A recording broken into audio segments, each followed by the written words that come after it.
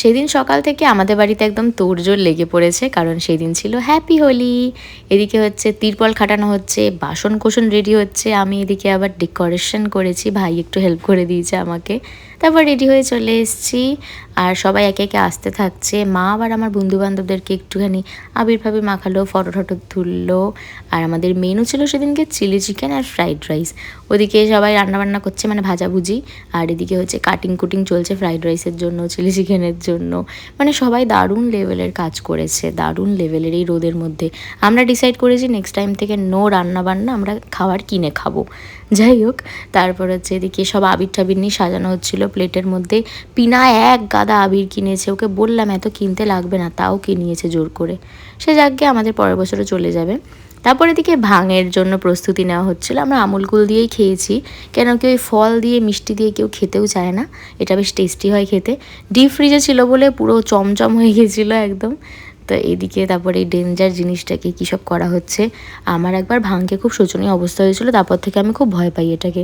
তারপর এদিকে কাকু এসছে, পিনার বাবা, বলছি কাকু এক গ্লাস খাও না, কিছু হবে না। কাকুও ভয় পায়, হাফ গ্লাস খেয়েছে। তো যাই হোক, আমি এক গ্লাসই টেস্ট করেছি একটু। আমার জন্য আমুল কুলের বোতল রেখে দিয়েছিলাম, আরও অনেকের জন্যই রাখা ছিল। তো ওগুলো যে কোথায় হাওয়া হয়ে গেল বুঝতে পারলাম না, ভাগ্যিস এক গ্লাস খেয়েছিলাম। তারপর একটাই বোতল নিয়ে তাও পুরোটা খেতেও পারিনি নিজে। মাকে ওইদিকে হাফ গ্লাস খাইয়েছি, বলছি খাও না, কিছু হবে না, খাও না। তারপর হট করে দেখি সবার মাথায় ভূত চাপলো, কীরমভাবে রং মাখিয়ে দিল মুখে ভূতের মতন। মানে ফটো তো তুলবো আগে একটু হালকা রং মেখে, কি অবস্থা দিয়ে নিজেই মুখ ঝেড়ে একটু নিজের মতন করে সুন্দর আবির মেখে ফটো তো তুললাম। তারপর ফাইনালি রান্নাবান্না এন্ড পর্যায়ে এসছে, আমরা শান্তিতে বসে একটু গল্প গুজব করলাম, আড্ডা ফাড্ডা দিলাম। আর বাবাকে একটু একটু আবির মাখিয়ে দিয়েছি, বাবার কাজে বেরোনোর ছিল বলে।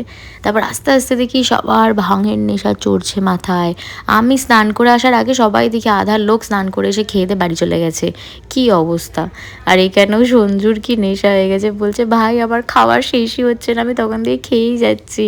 আর যা ডেঞ্জারাস খেতে হয়েছিল খাবার দাবার, আমাদের নিজেদেরও খাবার শেষ হচ্ছিল না। যাই হোক, তারপর আমরা মিষ্টি খেলাম।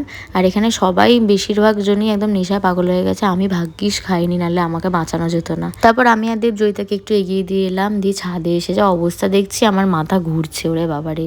আর এদিকে ভাঙও অনেক বেঁচে গেছিলো, তো এখানে ডিভাইড করা হয়েছে, যে যার মতো বাড়ি নিয়ে চলে যাবে। তারপর ফুড কড়াই খেলাম, চা খেলাম, দিয়ে এদিকে আমি আর পিনা একটু বাসন কোসন মাজছিলাম। কালি পড়েছে আবার কড়াইয়ের পিছনে, মোটামুটি হাফ কাজ করেছি, হাফ কাজ আবার সকালে করতে হবে।